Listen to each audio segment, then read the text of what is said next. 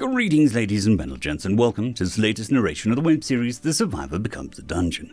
If you are new to the series, there is a playlist listed down below in the description. And as always, I hope that you enjoy.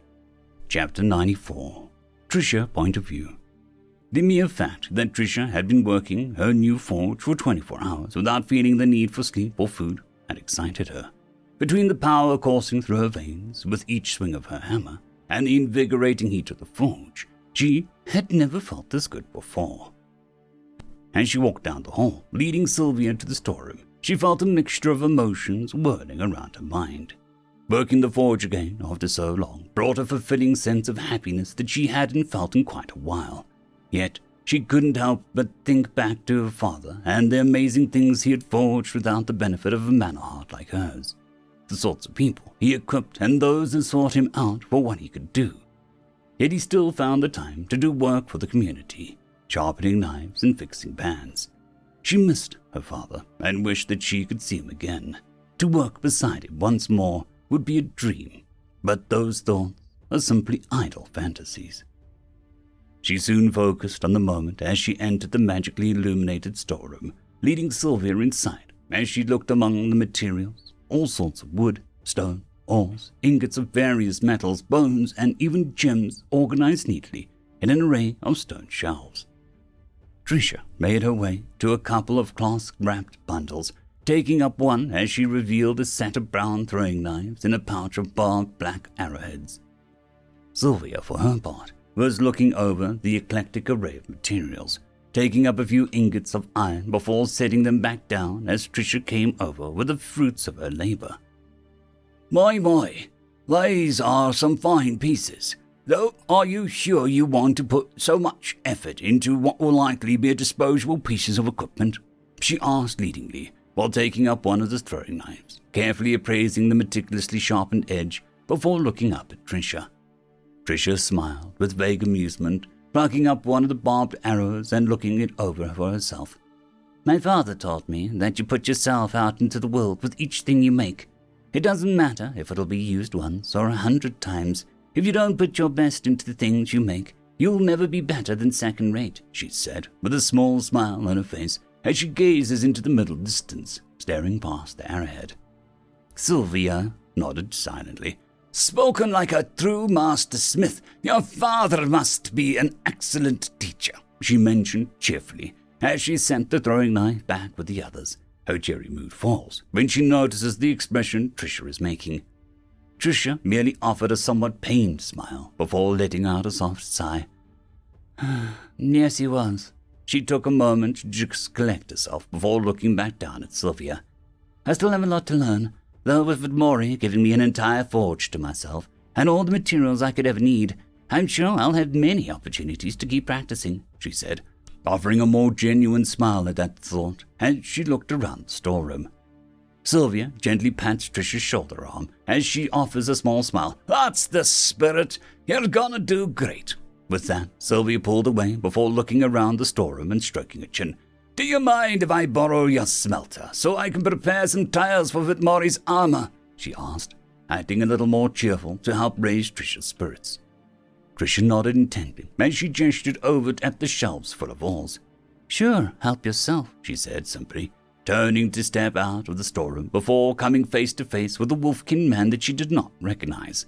Not having heard him approach or even sensed him at first, she was startled for a moment, his intense demeanor unsettling her until she seemed to get the sensation through the connection that they shared through Vitmori.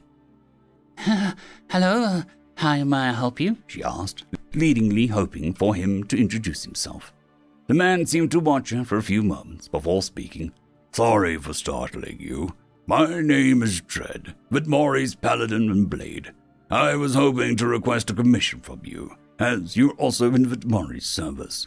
I'm sure he believes you to be an exceptional in skill, he explained respectfully, lowering his head as he introduced himself before standing tall again, his furred ears perked at the tension. Vitmori has a paladin? Sylvia asked curiously, the word paladin feeling sour on her tongue after everything she'd gone through. Tred nodded his head.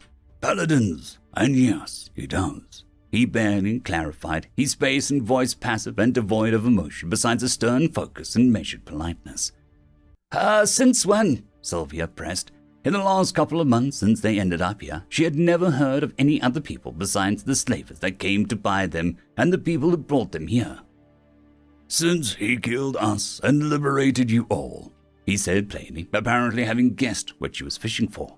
This set Sylvia on edge, taking a step back as she reached out and took up a particularly large-looking bone off the shelf, wielding it like a club as her mana heart started to pound with vigor. Though Dread doesn't react, not showing any signs of moving to attack or even defend himself from Sylvia's display. Trisha was nervous for a moment, but thanks to her shared connection with W.R.E, she could sense that Dread was legitimately no threat to them as she glanced between him and Sylvia. But wait a minute, you're one of the paladins that were escorting us, but you're a beastskin. No, not to mention, you just said you died. Dread nodded intently, turning to look at Trisha and maintaining some rather prolonged eye contact. Yes, but as W.R.E puts it, we got better, he said without an ounce of amusement. But W.R.E brought new life to our bodies and brought us into his service. We have been training and working within his mountain ever since, with little reason to leave. However, he has since restored the memories of who we used to be, and thus became more than who we used to be before and after entering W.R.E's service, he explained, finally breaking eye contact as he looked between Sylvia and Trisha. Sylvia was still on edge, though she at least lowered the bone as she was wielding for the moment. Trisha spoke up once Dread finished his explanation. So wait, you're both the new person and the person who was part of the whole thing with selling us as slaves? She asked, owning a nod from Dread. Trisha needed a moment to think about that before glancing at Sylvia and then back at Dread. What's your name? It can't just be Dread, can it? She asked curiously. That got Dread to flick one of his ears as he looked at Trisha. I abandoned my old name. That man no longer exists. I am someone different. Someone who would tear down everything the old me served to build, he said with a harder edge to his voice. At that, Sylvia finally relaxed as she put the bone back where she found it. Now that's something I can get behind, she said with a smirk, nodding with approval at his words. Trisha nods at her words before looking back up to Dread curiously. You said that you had a commission for me. What did you need? Dread regarded Trisha for a moment before shrugging the shield off his back and pulling his sword from his hip while it was still in his sheath before presenting them to her. But W.R.E has returned the equipment we collected from us. However, I have no desire to keep these as I am no longer a servant of the guy in church, nor pretending to be one, he explained as Trisha took out the freshly shined and rather ornate yet battle-tested equipment. I want you to destroy them, melt them down, do whatever you like afterward. If you could please prepare me another sword and shield. You may decide on the style, material, and build. Trisha considered the sword and shield, almost feeling that it would be a shame to destroy such well-made pieces. But ultimately, it wasn't her place to argue the point. She looked up at Dread and quirked a brow at him. What do I get out of this? You said this is a commission after all. We may both work for the same boss, but W.R.E is the one I'm in direct contract with, not you, she explained simply. All business now that Dread had made his request. Dread momentarily looked surprised, his brows raising as his ears flicked. He then furrowed his brows in thought before shaking his head. I am afraid that I do not have any money. Perhaps I can get you something to repay you with once I return from the theocracy, he offered, sounding rather unsure of himself and almost regretful for being so presumptuous. Trisha looked vaguely surprised that he was going back to the theocracy, considering something before looking back up at Dread. I'll give you the details later, but there's something I want you to get from my father's smithy. There's a lockbox of stuff underneath the floorboards. It's just a few personal effects that I didn't dare pawn off. But as long as you promise to bring it that back, I'll get started on your stuff soon, she said, offering a bit of a smile. Dread's ears perked, though he bobbed his head once. Very well, I promise to retrieve this lockbox before I return, he said rather resolutely. If you'll excuse me, I must get back to my trading, he expressed politely, getting a nod from Trisha as he then dismissed himself and made his way off. Trisha watched as Dread left, peeking after him once he made his way into the hall before looking back at Sylvia as she regarded the sword and shield in her arms. Now then, I suppose that W.R.E has plenty of his own secrets. Sylvia nodded as she went about collecting the ore she wanted to refine for W.R.E's armor. And I have a feeling that he has a lot more.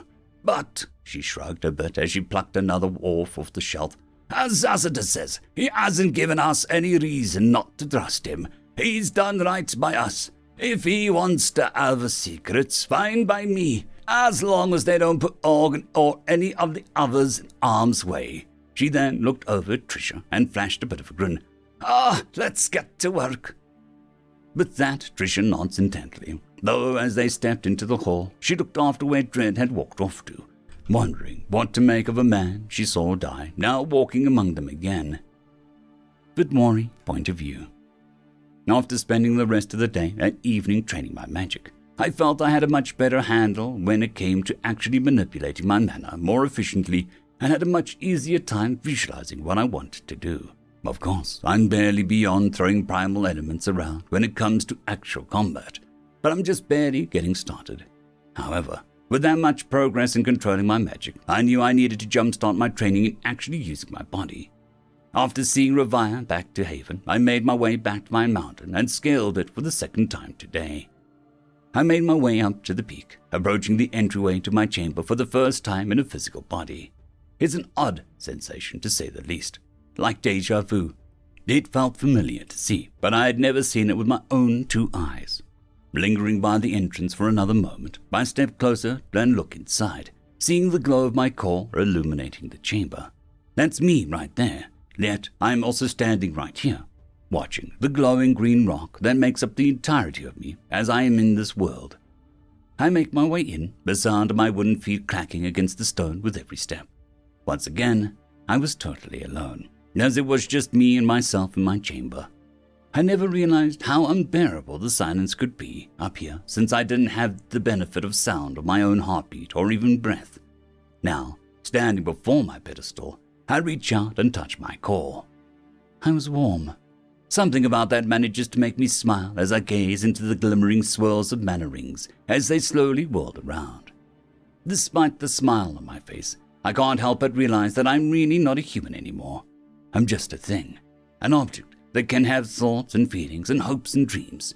I can pretend to be the person that's almost like everyone else. But at the end of the day, as long as this glorified rock exists, I probably won't ever die. I won't ever be truly fresh in blood again.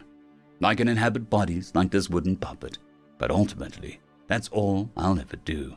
Inhabit, live in, and borrow, but I'll never just be a human again. I will always just be this thing, no matter what. I go to touch my cheek, pulling away as my finger comes back dry. I don't know why I expected anything else. Taking a pointless deep breath, I sighed and scratched the back of my head. "All right, old-timer, that's enough for now," I tell myself, as I look around my chamber some more before settling down on top of my pedestal. Looking out from the entrance of my chamber, I shut my eyes, and after a few moments, I find that I've managed to separate myself from my avatar. My wooden body went slack and laid limply against my pedestal, the illusion of skin fading back to wood underneath. Oddly enough, I do notice that the intangible thread that connected my avatar to my core was still there. Maybe I'll try disconnecting and reconnecting to my avatar while I'm outside of my bubble next time. Instead of being alone with my thoughts, I decide to keep myself busy as I shift my perspective down below my mountain. There's so much potential space to work with down there. What used to be an impressive underground complex now turned into nothing but filled up stone rooms. After some time considering what I could do, I think I found my answer in regards to getting used to my new body. It was an obvious solution, to say the least. Well, something like me, that is. To sum it up, I carved out an atrium the size of a city block, and just around 60 feet tall, and used it all the stone to rebuild the spot I knew by memory. A certain street in the old Bouquet community, including a rooftop I had not seen in many years. I then filled the space with all sorts of obstacles, ramps, and passageways that were on my own design, making a playground out of a shell of my old home. I do my best to recreate what I remembered, though. At the same time, I made sure to keep everything as bare bones as possible, making the whole place more reminiscent of some warehouse mock-up of a combat zone rather than a place that people once lived. All in all, I was able to consume myself in my work, and before I knew it, I had guests in my core chamber. Making my way up, I came to find out that it was well into the morning, which means that I was very successful in my goal to distract myself. Returning to my chamber, I come to find Jolie kneeling beside my avatar while gently poking its cheeks, her face carrying an expression of concern as she looked it over. "But Maury, are you okay? Hello?" I couldn't help but smile a bit, and while I briefly consider scaring her a little bit by suddenly taking control of my body, I decided to be nice and create an orb of green light to represent where I am before speaking out to her. "Sorry about worrying you. I was distracted elsewhere. Did you need something?" She still jumps a little while mid-poke before looking up at the ball of light and standing. It's okay, but Maury. Sorry to interrupt whatever it was that you were doing, but we just needed a little bit of help." I coaxed the ball of light to go into the core, so I don't need to bother maintaining it, letting it look at my core itself before responding to her. "Don't worry about it. I need it to be interrupted. How can I help you?" I offer as pleasantly as I can manage. Jolie smiles as she clasps her hands together. "Well, that's a relief," she muses for a moment, before continuing. "We need a cave for Isaac so that he can be isolated for the next couple of days at least. We also need to begin his training while we're at it, so that we can make sure that he's on par with the other apprentices that we're bringing here." I couldn't help but mentally grin to myself as I considered her request. "A cave for isolation and training, you say? Well, you're in luck. I have just the place." End of chapter.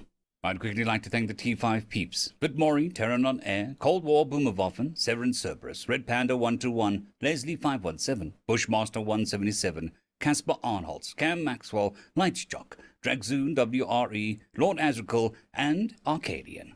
Thank you.